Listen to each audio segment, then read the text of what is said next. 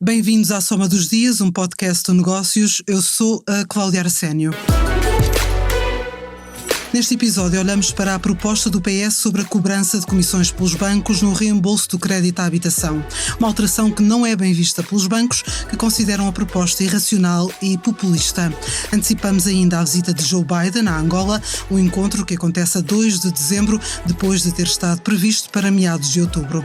Comigo estão o Hugo Notel e o Celso Filipe. Esta é a Soma dos Dias.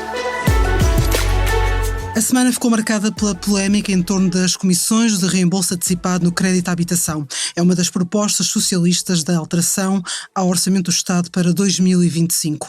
Hugo, afinal, o que está em causa? Este problema gira, no fundo, em torno das comissões que as pessoas que têm crédito à habitação a taxa fixa pagam quando querem reembolsar, parcialmente ou na totalidade, esses empréstimos, mas sobretudo na forma como os bancos se financiam eles próprios para conceder esses créditos e na forma como se protegem contra riscos, contratando instrumentos próprios para esse efeito. Já vamos a esses detalhes, mas primeiro vale a pena recordar o contexto e o histórico desta situação. Quando as famílias contratam crédito à habitação, podem optar por uma de 3 taxas, ou taxa fixa, que é aquilo que está em causa, em que há uma taxa mais alta, que no início pode significar também prestações mais elevadas, mas que dão à pessoa a garantia de que a prestação não muda durante o período em que a taxa fixa está aplicada. Há as taxas variáveis, que são historicamente as mais usadas em Portugal, que são sujeitas à variação da Euribor, e vimos isso de forma muito clara quando os juros do Banco Central Europeu subiram e os encargos das pessoas com o crédito de habitação também subiram, naturalmente. Já vamos olhar mais à frente para essa evolução. E depois mistas, que misturam as duas vertentes, em que há uma taxa fixa inicial durante um período que tipicamente vai de 1 a 5 anos e que depois se converte em taxa variável. Ora, a estes tipos de taxas, historicamente, estão associadas comissões de reembolso antecipado. Historicamente, elas foram de 0,5% na taxa variável, de 2% na taxa fixa, mas tudo isto foi alterado em 2022, na sequência exatamente da subida das taxas de juros do Banco Central Europeu. Na altura, o governo de António Costa, com Fernando Medina como Ministro das Finanças, decidiu proibir as comissões de reembolso nos créditos a taxa variável, e essa proibição foi sendo estendida e neste momento vigora até ao final deste ano. Isso, na verdade, teve resultados que foram visíveis nas estatísticas publicadas pelo Banco de Portugal. Por exemplo, em 2023 o número de reembolsos antecipados de crédito à habitação subiu mais de 70% em relação a 2022, foram quase 250 mil reembolsos, num montante total de mais de 11 mil milhões de euros. Isto porque, em termos práticos, as famílias que tivessem algum dinheiro de parte podiam baixar a prestação sem terem de pagar para isso, digamos assim, não é? Despendiam de capital, mas não pagavam por isso os tais 0,5% que antes estavam em vigor. Em Portugal, e durante muitos anos, as taxas mais usadas, como dizia há pouco, foram as variáveis, mas isso mudou devido à subida dos juros. Basta olhar para os dados, mais uma vez, do Banco de Portugal, que mostram, por exemplo, que no final de 2018 a taxa variável representava quase 90% de todos os novos contratos que eram feitos na altura, 86%, com a taxa mista a valer apenas 10% e a taxa fixa 3%. Isto evoluiu de tal forma que hoje há aqui papéis que quase se inverteram. No final de setembro, a taxa fixa, que há uns anos, em 2018, era 3% dos novos contratos, passou a 6%, o dobro, ainda assim pouco, mas o dobro. A taxa variável, que era os tais quase 90%, caiu para 16%, e a taxa mista, que valia 10% dos novos contratos em 2018, vale agora quase 80%. Tudo isto reflexo dessas mudanças que aconteceram. Agora, se nada for feito, em janeiro são retomados os tais 0,5% na taxa variável, a comissão nas taxas fixas nunca foi alterada, continua num valor máximo de 2% que os bancos podem cobrar, e é aqui neste valor que começam os problemas, porque o PS quer ver estes 2% reduzidos para 0,5%, o Chega vai no mesmo sentido. Numa versão inicial o PS queria mesmo proibir totalmente as comissões nos dois tipos de taxas, incluindo a taxa fixa, e foi aí que os bancos avisaram: espera, se isso acontecer, o crédito pode tornar-se mais caro, o crédito a taxa fixa, e pode deixar de ser atrativo. Depois o PS, em função dessa alteração, embora não o diga assim, mas é evidente que foi assim, alterou a proposta e propôs uma comissão de 0,5%, mas mesmo isso também não agradou aos bancos. É preciso dizer também que a DECO já disse, a Associação Associação de Defesa dos Consumidores, que a DEC tinha criticado a proposta inicial, porque sabia que isso poderia significar indiretamente créditos mais caros, mas agora já disse que os 0,5% de taxa de comissão nos reembolsos da taxa fixa são razoáveis. Vamos aos argumentos dos bancos, além desse que já enumeraste. Afinal, estas comissões são ou não são uma receita para os bancos? O problema aqui é que os bancos, quando concedem empréstimos, têm eles próprios também de se financiar para conceder esses empréstimos, não é? E por um lado financiam-se no mercado convertendo taxas variáveis em fixas, ou seja, quando um banco define o valor para a taxa fixa, toma como referência a taxa que se está a praticar no mercado nesse momento, é a chamada taxa swap, mas por outro lado tem de proteger-se contra situações em que no futuro a taxa evolua de tal forma, a taxa no mercado evolua de tal forma que se torne superior àquelas que recebem dos clientes. Parte do negócio da banca está aí, não é? Em os empréstimos em que eles são os mutuários pagarem taxas inferiores àquelas em que são os mutuantes, não é? Quem empresta.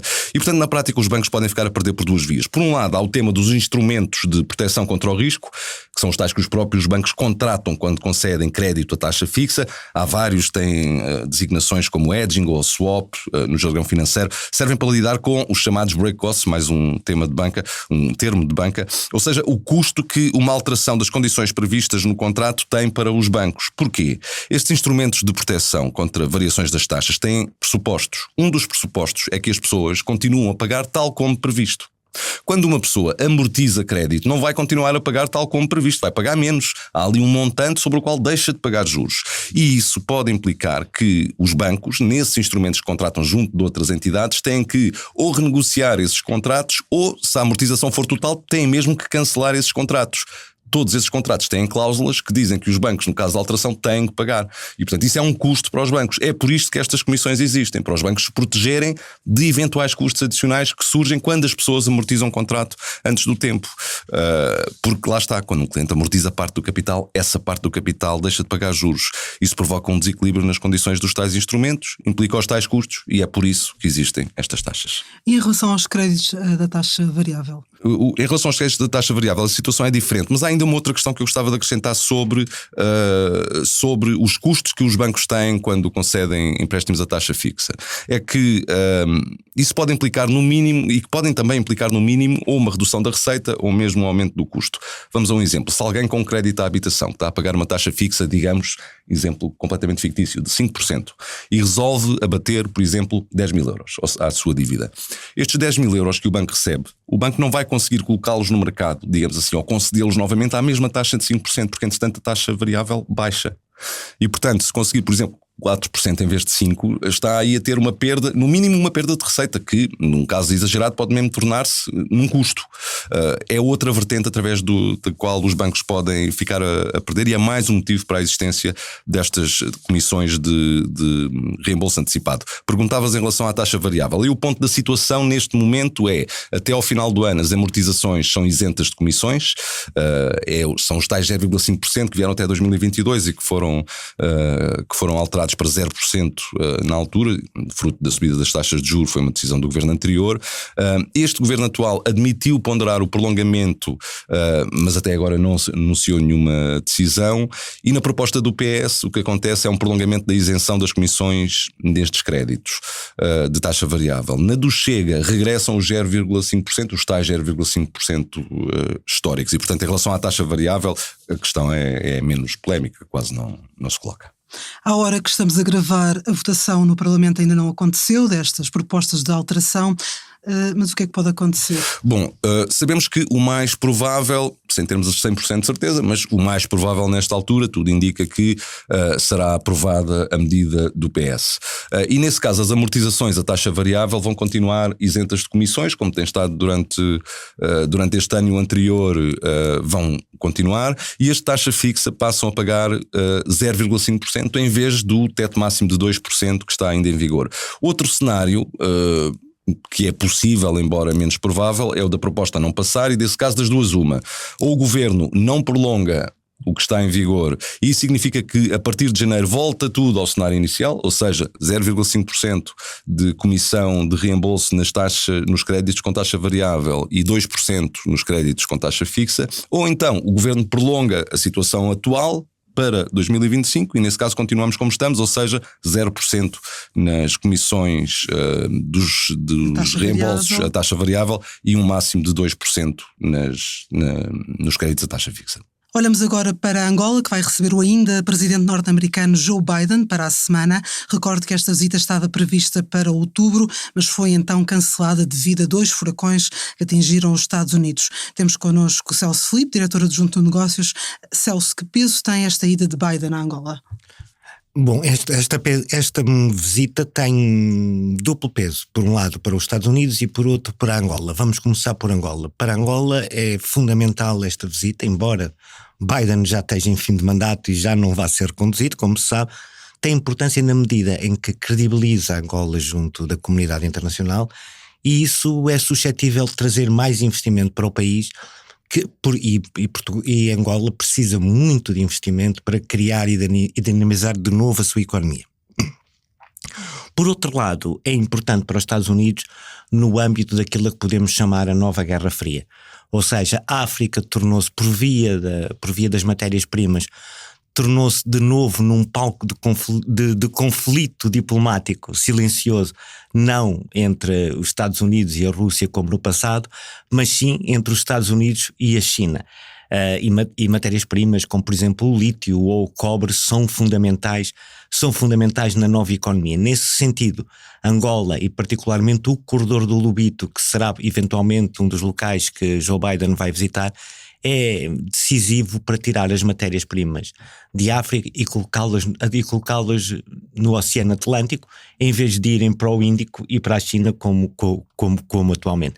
Nesse sentido, Angola posiciona-se como um ator estratégico no continente, ainda com uma vantagem suplementar que por vezes nós aqui em Portugal desvalorizamos, que é a estabilidade política do país. São poucos casos em África de países que tenham tanta estabilidade política.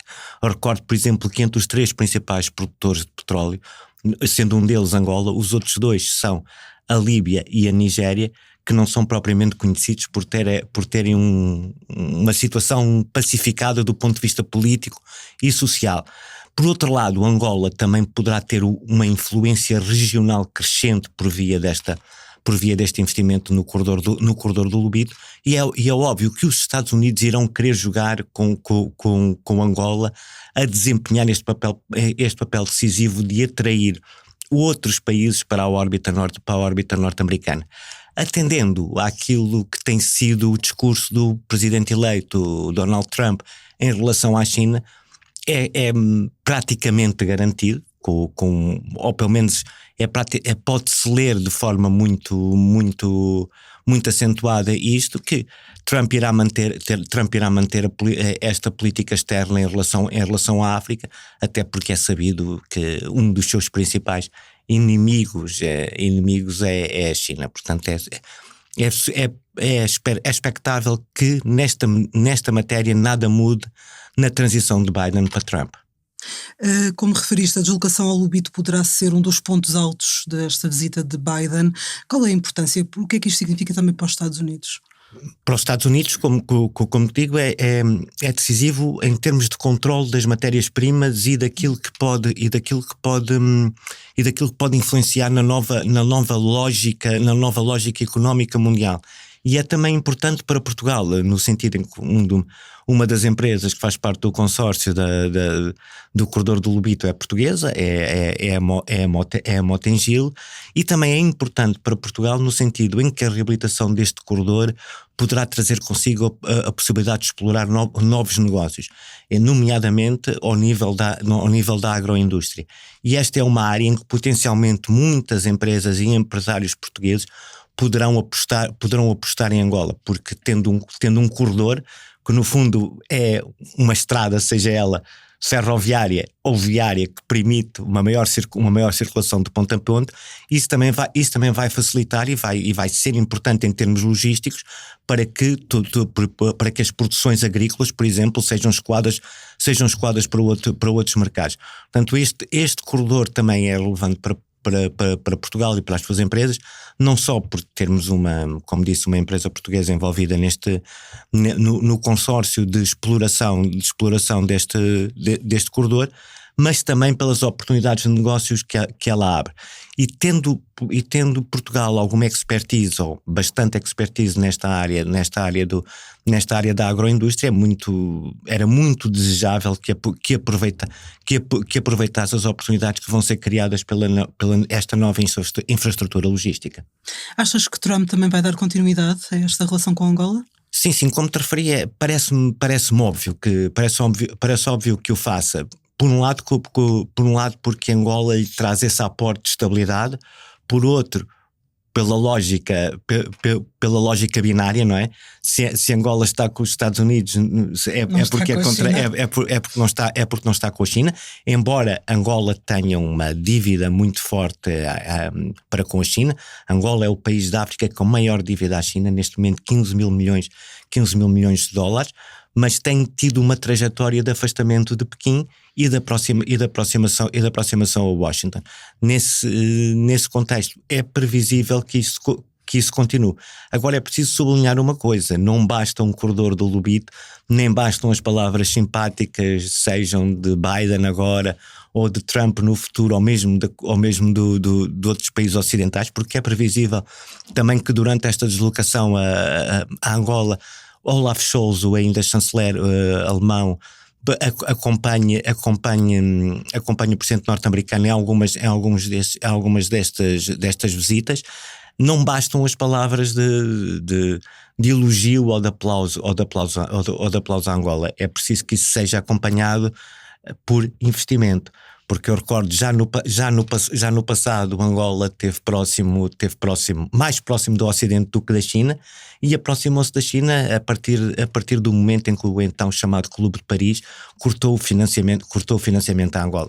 Portanto, é importante que as palavras sejam acompanhadas de atos, e os atos neste momento significam fazer investimento em Angola.